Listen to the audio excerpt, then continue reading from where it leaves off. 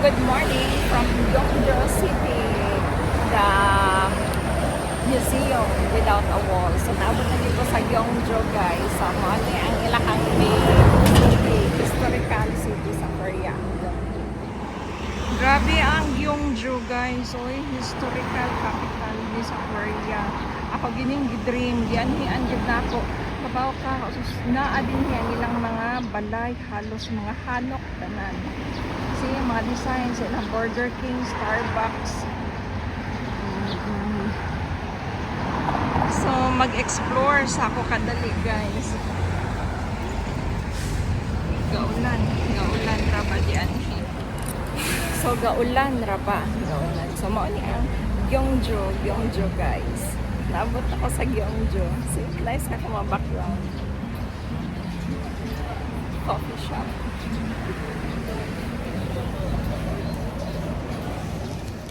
Grabe, tanawa. Pati ang ilham mo, convenience store. Nakahanok tanan. Organized kaayo. So, nakita tag-bus stop, guys. Okay.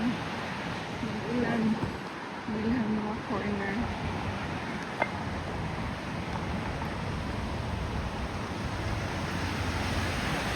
So, nakasita na kong bus stop. Lindot kaayo ilahang lugar diri, guys. Tanawa na good ang ilang mga balay, ang ilang mga infrastructure. Unique gyud ang Gyeongju, guys, kay ngano naka-features gyud ang ilang mga Hanok villages, Hanok houses in the entire downtown area sa ilahang city. Ang ilang mga balay, mga dato siguro ng mga tao din hino kay grabe Hanok man gyud traditional kayo, oh. Kanilang mga village di ani gibas ko gyud ni, guys. Ako ginigyaguan og anhi para lang makita nako ni ang uniqueness dinhi sa ilahang place.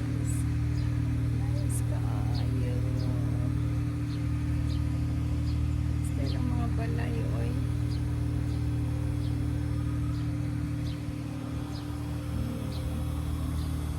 Salim kayo ang place.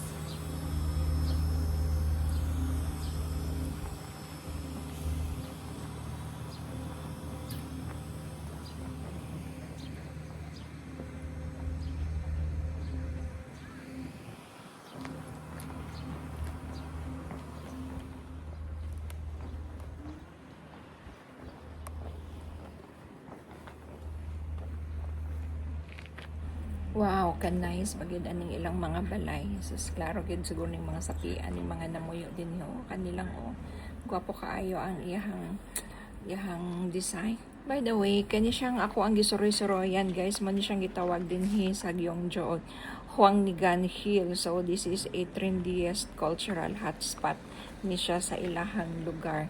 So wakay makita ani dinhi usually dinhi ra gid sa ilahang place sa pati ang ilahang mga coffee shop, dako ni siya, mga village ni diani pati ilang mga apartments, mga hotels nila Hanok. So, nindot kaayo siya, nindot kaayo ma-explore ni mo mura kaog naa sa kanaang kuan bitaw kanaang old time nagpuyo kung mao ni imong environment. Now, ang ilahang mga subdivision diyan, guys. Nice bagyod kaayo. Puro siya Korean style.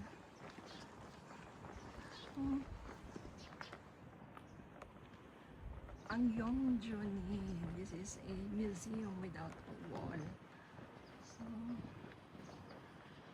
ilan yung mga residential houses. Nice kaayo.